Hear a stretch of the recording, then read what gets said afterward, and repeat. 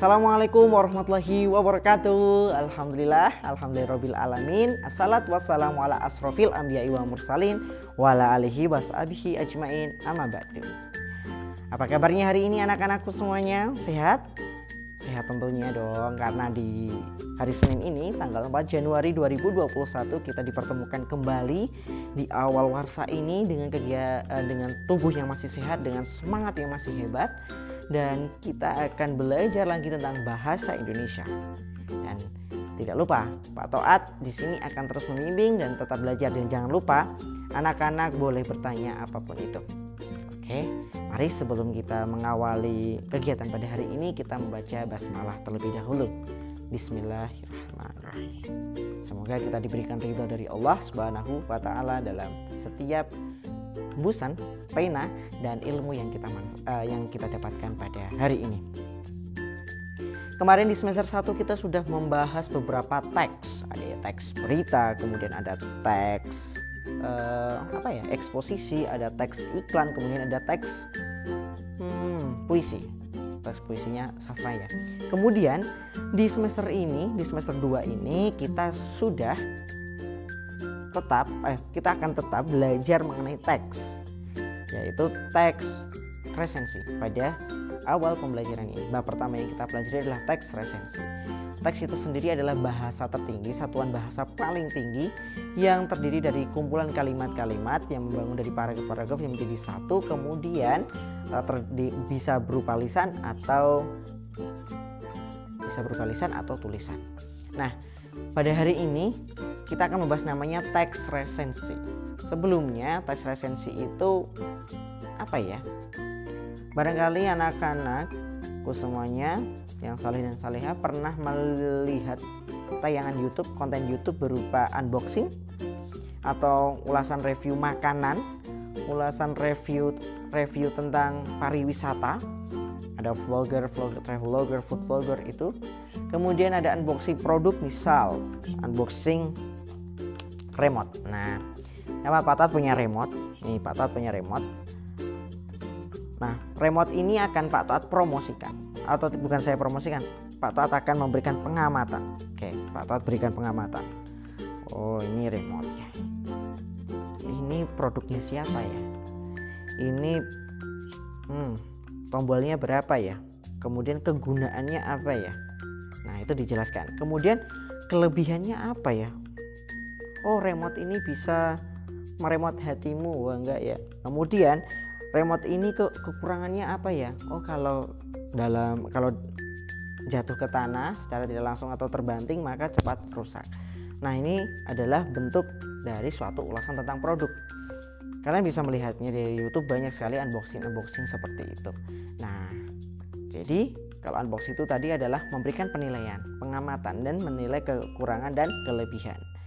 Maka kalau di teks resensi itu sendiri, perbedaannya adalah letak pada produknya. Oke. Jadi boleh dicatat sekarang boleh dicatat, siapkan buku catatan dan bolpennya. Kita akan bahas yang namanya teks resensi. Jadi teks resensi itu sendiri adalah teks yang mengulas tentang suatu karya, baik itu buku, kemudian teks yang mengulas suatu karya yang berupa buku, film, atau karya seni yang lainnya. Kemudian di situ terdapat kegiatan untuk menilai, kemudian memberikan pertimbangan antara keunggulan dan kekurangan, dan juga melalui pengamatan. Jadi suatu kegiatan yang mengulas dengan pengamatan, kemudian kita cari keunggulan dan kekurangannya, kemudian kita cari penilaiannya. Apakah suatu karya ini layak untuk dinikmati oleh penikmat ya, dapat dinikmati oleh mungkin penonton atau pembaca. Nah, pada hari ini silahkan anak-anak semuanya membaca materi yang Pak Toat berikan dalam bentuk PDF. Di situ ada teks. Pak Toat sudah membuat suatu teks resensi mengenai film ya. Di situ ada film Gundala. Nah, Pak Toat akan jelaskan di situ beberapa ulasan yang Pak Toat buat.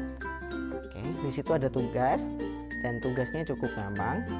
Anak semua mencari struktur. Di halaman buku bahasa Indonesia halaman 206 silahkan dibuka, kemudian dicari